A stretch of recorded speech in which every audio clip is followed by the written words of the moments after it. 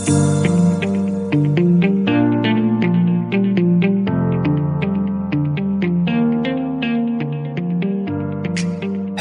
and welcome to another episode of my podcast, The Global Agora. My name is Andrej Matišak, and I work as the deputy head of the foreign desk at the Slovak daily Pravda, which by the name means truth, and is not the Russian Pravda. Donald Bowser helped set up the National Anti-Corruption Bureau of Ukraine, NABU, and works as an international security and law enforcement advisor. You want to fight Russia? Then what you need to do is fight corruption in Ukraine. Russia's greatest fear is to have a well-governed country next to it, he told me. We also discussed the bombing in Monte Carlo targeting oligarch Vladimir Yermolayev, the dismissal of Defense Minister Mikhail Fedorov, and the appointment of a highly controversial figure, Alexander Poklad, who is now the acting chief of the Security Service of Ukraine, SBU. And how did he answer my question about whether President Volodymyr Zelensky is clean when it comes to corruption? Listen to our conversation. If you enjoy what I do, please support me on Ko-fi. You can find the link in the description of this episode. And now, on to the new debate. Donald Bowser has more than 30 years of experience with and in Ukraine. This is what your bio says. So, Don, can you briefly explain how your deep involvement with Ukraine began? Yeah, so I was a budding Sovietologist back in the late 80s, and essentially I created my own exchange program, and we were looking at all the universities in the Soviet Union. We only got two serious answers from Perm in Siberia and from Odessa Mama in Ukraine, so it wasn't really a choice. So off to Ukraine I went in 1990, helped, a little bit in the pre-independence days, almost got thrown out of our university for my political activities, and been coming and going since then, spending, usually part of the year working in Ukraine, visiting Ukraine. And then from 2014 onwards, I was basically full-time in Ukraine, set up the National Anti-Corruption Bureau back in 2015, and then been basically advising in different corruption and law enforcement capacities since then, and was heading a research organization based in Ukraine for GIST Research as the Ukraine country lead. So basically, I'd been doing a lot of law enforcement and security advising within Ukraine, including in 2016, 2017, working in the conflict zones in the government-controlled areas in Donbass. Of course, we know the war started in 2014, but yes, 2022, it was a new phase. So what has changed for you? Being able to fly into Kiev. So instead of having to take those damn train trips across the country and you go to Poland and, it's just these epic voyages to get there. But outside of that, when the war first broke out, I deployed myself to the border and was running material from Poland into Ukraine during the siege of Kiev and afterwards. And, so I've been constantly sort of connected with that. Surprisingly, international organizations do not want people who know Ukraine to work for them in Ukraine. So it's been incredibly hard to actually get a normal position within Ukraine because, the last thing they want is somebody who knows what's going on and things like that. And then, of course, the entire world found Ukraine on a map magically at the end of February 22. So people who have no connection with it, never been there, don't speak the languages, don't know anything about the country, all of a sudden showed up and they were instant experts, especially a lot of media heads. The journalists who were covering the war since 2014, small number of them, they would all fit around my dinner table in Kiev, no problem whatsoever. So, there just wasn't that many sort of long-term people who actually know the country. And the level of analysis and everything else has been staggeringly bad. So it's just people putting out very simple narratives about the country with no understanding of the background and whatever else. What was the worst narrative you have heard about Ukraine? Ukraine is my superpower. Very naively, people somehow think Ukraine is a monolith, that every part of Ukraine is the same and everybody's pushing for victory. Then how do you explain the thousands of traitors that have shown up? And the reason why, it's a complex place. It's not monolithic. Each region is very different. Each region has its own views on how their relationship with Kiev went. What we've seen since the full-scale invasion is a massive Ukrainianization. So many people now have a closer relationship with Kiev in other parts of the regions. People prefer to speak Ukrainian and things like that. So it's actually been a big boost to the Ukrainian statehood. And that's one thing. But all of these very simple narratives that this is a good guy, that's a bad guy, and all the rest of it is just complete nonsense. The problem is to look clinically at the war and do analysis based on realities and facts and evidence. And, there's Rob Lee, there's a handful of other people, Kaufman a little bit, some other journalists who actually do this, who have the ability to say, let's report the actual reality on the ground instead of just spinning these very simple narratives.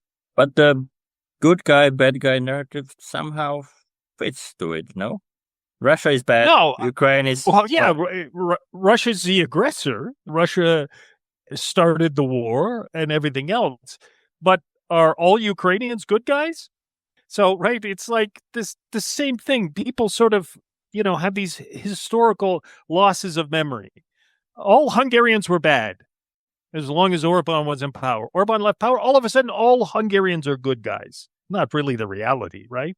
Mecher, the same thing.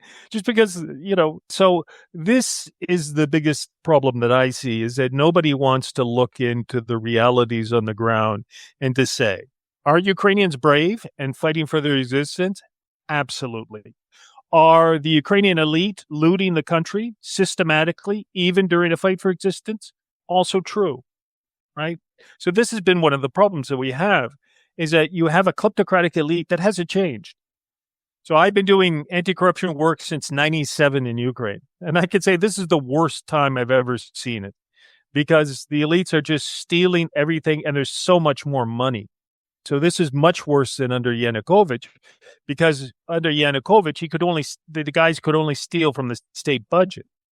They weren't getting this external funding.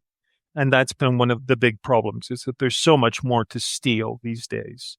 It's a complex place with a lot of, very peculiar things that can only go on in Ukraine that sort of happen.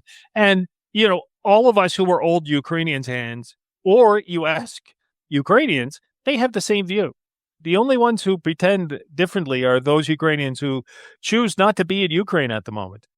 The greatest Ukrainian patriots I know are those that aren't living there. I have a lot of guys in the army, and they're very skeptical about a lot of things. They're fighting for their country's existence. They're putting their lives on the line. Are they going to spread the sort of nonsense that, everything is great and good? No. And those have been some of the most critical voices, the brave guys who are fighting the front lines. Then the government reshuffle led to Alexander Poklad being the acting head of the SBU. He's a controversial figure, to say the least. Am I right? How do you assess his appointment? He's been lurking in the background for quite a while. So, there are lots of controversies that circled around him from the time of the Zelensky administration onwards, as he came into the SBU. Now, Poklad, is one of the more interesting characters. He is a straight-up 1990s gangster. Joins the anti-organized crime police in Poltava in 96. 18 months later, he's convicted for extortion and running an organized crime gang. So again, we have this, crossover between organized crime and the intelligence service and the police and everybody else. This doesn't seem to shock or, surprise anybody inside Ukraine. For the Western partners, I don't know. You have a guy who's known for personally doing extrajudicial killings. That's his sort of claim to fame. That's why his nickname is the Strangler.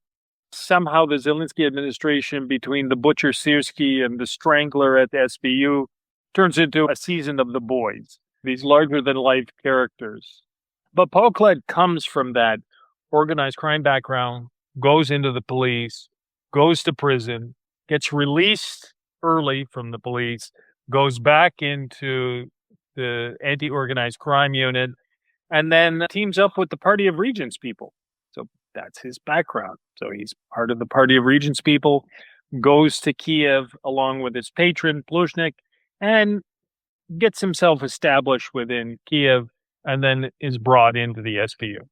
So the SBU must know his background and everything else.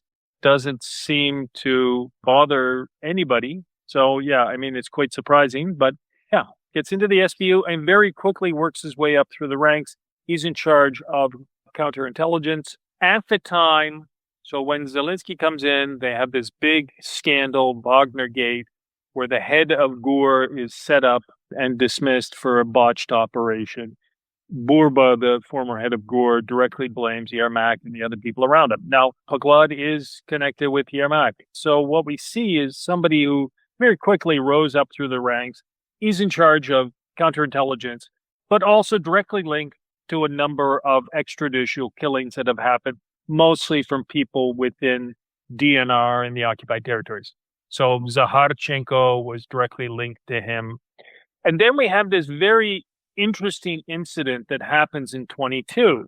Kirov, who's involved in the peace negotiations, who was working for GUR, so military intelligence, acting as a sort of spy on the Russians, but he's involved in these peace negotiations. They pick him up on the St. Sophia Square in Kiev, and he's executed.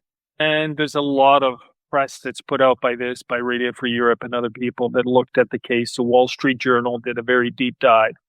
And the Wall Street Journal article is the one that sort of brought Poklad and the rest of this to the world's attention. So yeah, controversial, extremely. An extremely dark character in the history of Ukraine also. But here's somebody who was brought in and covering the line between the police, organized crime, and the intelligence services. He was still allegedly involved in many sort of organized crime stuff under the time of Avakov and other people. We are witnessing demonstration in support of the ousted Defense Minister Mikhail Fedorov. Is he one of the good guys, if we use the dichotomy of good and bad we have been talking about? First off, the demonstrations are not about that. They're about the abuse of power of Zelensky to get rid of him with no transparent discussion. That's why the Kharton kids are out on the streets demonstrating, right? So, I mean, it wasn't just that they loved Fedorov and they wanted to... No, it was more about this abuse of power. First off, I think that Dmitry Kuleba said it best. He put out a little video in which he discusses the former foreign minister. And he says, in the space of 6 months, if you manage to piss off everybody within the system that they want to get rid of you, there's something more there than the simple narrative. So, yes, look, from my perspective, Fedorov claimed that he did everything. He claimed he started the audits within the Ministry of Defense. I know that to be false because I was in the Ministry of Defense with the guy who conducted the audits, and he was, doing this in 2023. So this is long before Fedorov's time. That he invented all the drones and drone technology and everything else. Again, there's a Center for Innovation within the Ministry of Defense who he very much supported, but he's not from Aerorozvitka, he's not from the other organizations. He didn't invent all of this stuff himself. So his ego is the classic sort of hubris. He got on top and then just couldn't control himself and didn't work or play well with others. And this is not the first time this has happened. So, for example, the former commander-in-chief, Homchuk, before Zaluzhny, was the same. He rubbed a lot of people the wrong way, and so they got rid of him. And so, I mean, there's more to this story than this simple narrative, bad Soviet general versus good young tech reformer. Certainly the narrative is being pushed like that, but the reality on the ground, I think, is a little bit different. Don, so I want to talk about an interesting episode that somehow caught the attention of the world. What was your initial reaction when you heard about the bombing in Monte Carlo that occurred on June 29th and when the name of Ukrainian-born oligarch Vadim Yermolayev was mentioned? Right. So as soon as this happened in Monaco, I looked at it and I said, okay, who is this connected to? Yermolayev. Okay, who's Yermolayev? Call centers came up. And immediately I started putting the pieces of the puzzle together. The Dnieper scam call centers, who are basically organized crime operations that are looking at duping Europeans, but mostly Russians in Europe. There's been a whole series of criminal networks that are involved in this. Like Komarov in Bali. So there was a Ukrainian guy whose father is, a major organized crime figure of war in Dnieper. He was connected with the scam call centers. And I have some friends who do investigative work in Bali and the rest of Indonesia. And so I asked them about it. And they said, yeah, these Russian gangs have been operating there, and this was part of this. He and his friend were kidnapped, tortured, and then later on he got beheaded. And it's related to the Dnieper call centers. So the Monaco bombing, where the target was Yermoleyev's son had been actually convicted of operating scams in Europe. There was an Interpol red notice that went out. He was picked up in Cyprus, sent to Estonia, and somehow magically got released in Estonia, after a large bail was paid. And then we see the bombing. So the bombing is the latest episode in a whole series of violent events that have happened. What came out of this was most interesting. Who were the perpetrators of the killing of the person who did the bombing? Anastasia Berezovskaya gets picked up, gets tortured, and killed. If I may ask first so what do we know about her? She went to the Dnieper National Police Academy, so it was related to the police security structures. So somehow floating in on, this connection with the security services, goes to Germany, starts her life in Germany. Unclear exactly what she was doing for people in Germany, but seems to show up on a lot of phones from the Ukrainian reporting that's been going on. Yeah. So she's connected with the security services. The guys who kill her are connected with both the police, the SBU, and the right sector. So how is this possible that you have these people who are both state wielders of violence and non-state wielders of violence? Well, it comes down to the former Minister of the Interior, Avakov. So Avakov, as Minister of Interior under Poroshenko, sets up a system in which he's not only head of the police, he's also the Don of Dons. He's head of organized crime. And he's also in charge of the national battalions. So all these volunteer battalions who were formed were under Avakov's control. So in 2016, they then became part of the state. Before that, the majority of them were sort of organized criminals, sport hooligans, and things like that coalesced into these volunteer battalions that saved Ukraine. So they saved Ukraine in 2014. Yeah. And then after that, what happens? 2016, they sort of go back to sort of their criminal activities, but the formations, the battalions themselves get absorbed in the National Guard and become part of the regular armed forces. So you had a person at the top of the food chain in Ukraine who controls both non-state and state wielders of violence, right? He controls the organized crime guys and the police. And it was great because, anytime that he wanted to create chaos, he would just have one group fight another. And then we see after this, so after 22, organized crime in Ukraine was very much related to Russia. So there was joint groups, specifically one group making synthetic chemicals called Himprom was the dominant group out of Odessa and Kharkiv, and had its scam call centers also in Dnieper. So Himprom and other organized crime gangs then had a divorce with the Russian organized crime. And I wrote about this for Globsec. There's a big report on organized crime from the Russian perspective. So what happens is that Russian and Ukrainian organized crime go both their own ways. In Russia, the mafia, organized crime, works for the state. So GRU, FSB control organized crime. And because there aren't enough GRU officers available because of the war and other things, they've brought in these organized crime guys to work for the state in Europe to conduct these hybrid attacks like the ones in Slovakia, Czech Republic, Poland, Lithuania, everywhere. So there's a degree of organized crime. In Ukraine, it's different. It's organized crime that is co-opting the state security services. And that's what we see with the Berezovsky killing, is that these are guys who were, acting rogue, allegedly, but it just shows that there's a penetration of organized criminals into the state security services.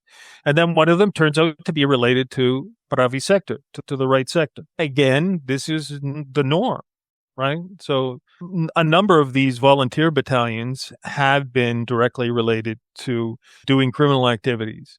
So right sector was running cars out of Uzhgorod, frequent visitors to Cherney and to Zahon and all the rest of the spots.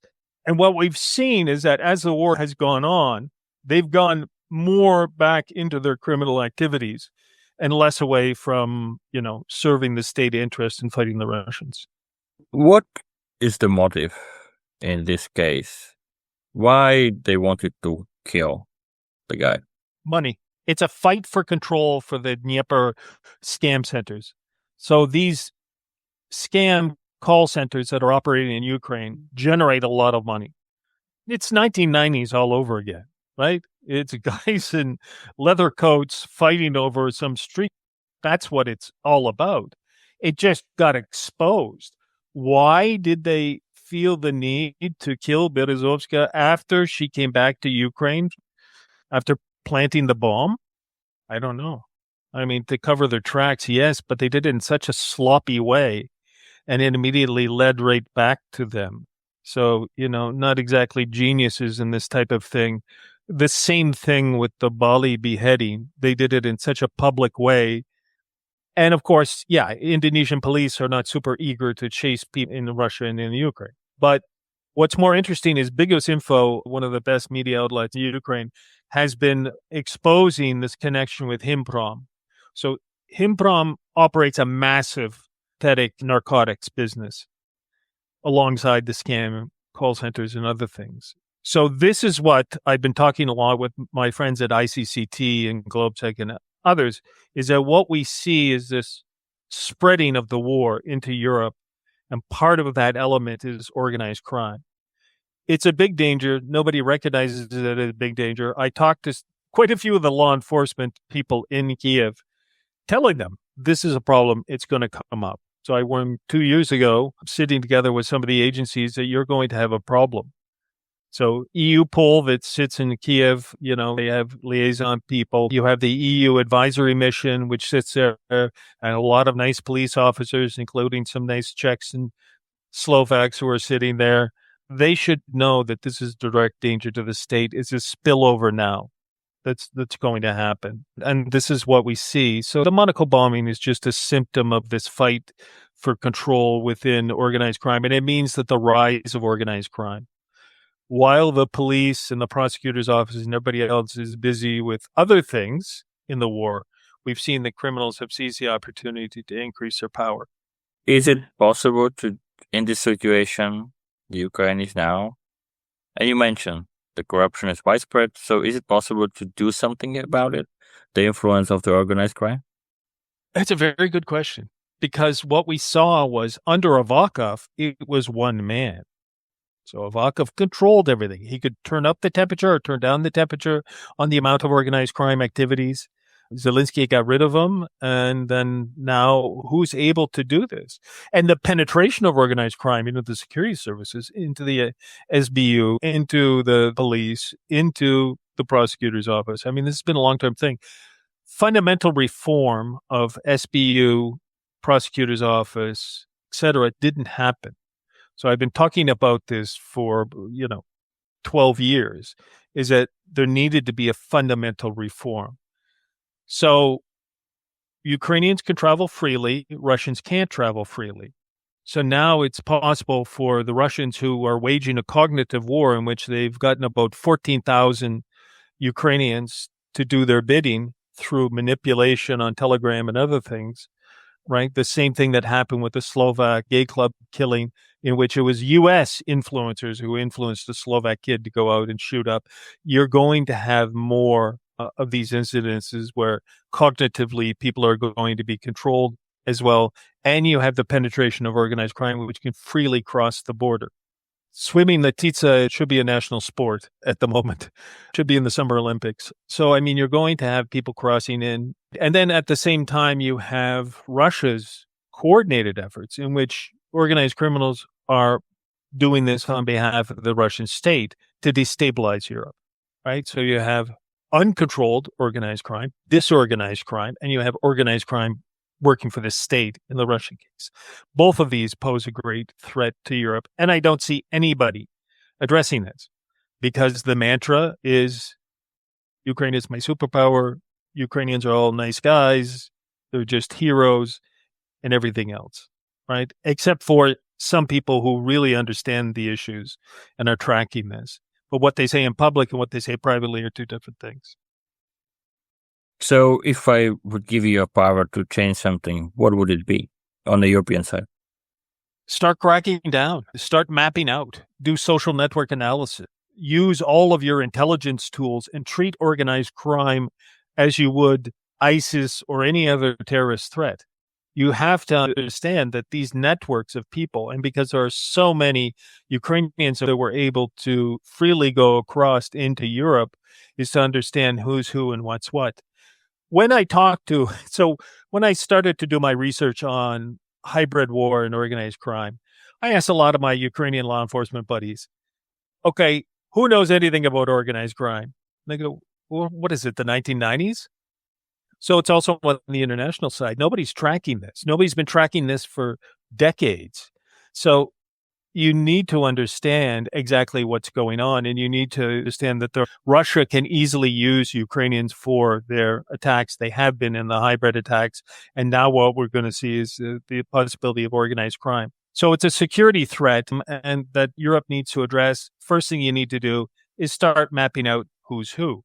So, yeah, there's a little bit of work done in places like Odessa and things like that, people trying to understand. When the mayor of Odessa was an organized criminal. Turhanov was in, court cases in Italy that showed that he was an enforcer with angered organized crime group. You have this level of threat that isn't being addressed. Everybody's focused on chasing, Islamic terrorists when they should be actually looking at back in the 1990s of looking at organized criminals and everything else. In a way, how we should talk about the corruption in Ukraine?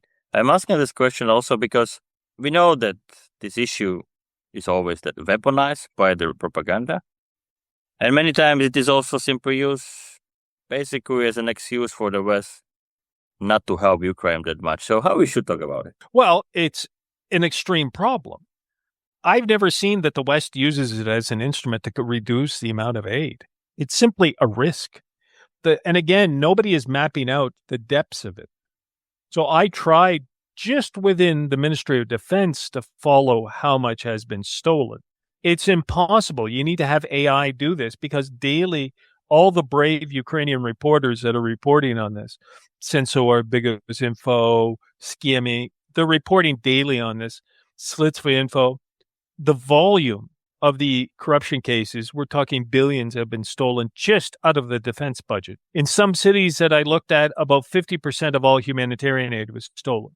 So you have a level of corruption that, yes, it's a topic that's weaponized by Russia. That doesn't make it untrue. Corruption was the number one problem up until 22. European Union, IMF, World Bank, everybody was pounding their fists on the table. And I know I helped set up the NABU. Every day, they would come and say, we have to do something about corruption in Ukraine. All of a sudden, in 22, it didn't exist anymore? People stopped reporting on it. Organizations that were supposed to be working on it didn't work on it. So instead of putting in measures to stop this level of corruption within military and everything else, the policy was we deliver the supplies to the border, we hand it over to the Ukrainians, and good luck, right? Let's hope it gets where it's supposed to be going. Yeah, sometimes the ambassadors bang their fists on the table and say, you have to do more. But nothing really has been done to put pressure on Ukraine to really stop it. It's very simple. If Zelensky said tomorrow, no more, that's it. We're not going to tolerate it. If you get caught, that you're going to be out and your family's going to be out and we're going to seize all your assets. So what happens is NABU does a complex case. They find out how much has been stolen, and then they still get to keep it. So in the case of Borisov, guy in Odessa who was in charge of military recruitment, he took about 6 million euros out to Spain, bought a villa, bought other stuff. His family's still in the villa, still enjoying the benefits. He's walking around on the street. No matter how much we like Zelensky or whatever else, the buck stops there. if you want to join the European Union, if you want to have all of these things, you have to deal with this issue, which could be very easily dealt with. He's the guy at the top. He's the boss. He could appoint people that want to fight corruption. What we see right now in this government reshuffle is related actually to a lot of corruption cases. This is the problem. Western agencies don't take it seriously. The allegations against Firepoint, the company that Mindich, Kvartal 95 insider, was actually the beneficial owner of, they've been given billions by the Germans and the Danes and everybody else. Same thing with the Czechs supplying them with certain weapon systems. They stopped. Why? Right? So, there's a recognition that it's a problem, but they're not willing to do it. And it's very simple. Stopping Ukraine from being corrupt is the best weapon against Russia. Russia's greatest fear is to have a well-governed country next to it. Sean Visvesser, the former head of the Russia desk at the CIA, who's been on the podcast circuit the last couple of months with his new book, he came out and he very clearly said that Putin could not tolerate having a well-governed neighbor. That was one of the drivers for invading Ukraine. So you want to fight Russia? Then what you need to do is fight corruption in Ukraine and make sure that it shows a much better example. Instead, we turn the other way and say, well, okay, you stop. No, you don't do that again. And it just continues. How can you deal with people who steal from their own soldiers? People who allow people to escape military service by paying a bribe? This is the highest level of treason that I can think of. Stealing weapons from units and the rest of it. Just the endless things that go on. And this all comes down to being able to stop it. The way to stop it is the guys at the top say, okay, enough is enough. How many golden toilets do we need, guys? Everybody within the Kvartal 95 group, that is the cabinet of ministers, has taken so much money that they don't need any for the rest of their life. So there's no reason for them to steal anymore. So to wrap it up, when you said that the buck stopped there with Zelensky, is he clean? Can he do it? Is Zelensky clean? Okay, so is he the main organizer of this? No. Are the people his closest friends and associates? Yes. Nabu cannot investigate Zelensky. It's written into the Constitution. He has immunity as long as he's president. That's kind of one of the reasons why nobody wants elections. They kind of want elections, but they don't want elections. Because if he was voted out, he would immediately be prosecuted. It's impossible that every single person related to him in his administration is involved in corruption schemes, but somehow the boss isn't. So you can argue that he wasn't really the boss. Yermak was the boss. It's all his fault. The good Tsar type scenario. You could argue that. But the fact is, for the EU, this fight is too important. Too many Ukrainians have died to keep Russia away from Europe. So it's in Europe's very narrow interest to make sure that Ukraine stays in the fight, that they have good governance. Because at some point, the guys on the front are going to have enough. And they've talked about this a lot.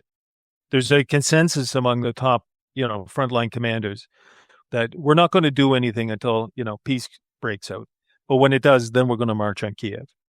It's in Europe's very narrow interest to do much more. And they're just not. They're not serious. There's no real monitoring of any in Ukraine. So, you have an inspector general from the U.S., but they don't sit in Ukraine. They don't monitor. I've been part of the monitoring group that was in Afghanistan. So in the middle of a war, you can actually monitor everything that's going on within the military. And there isn't that on the terms of the EU.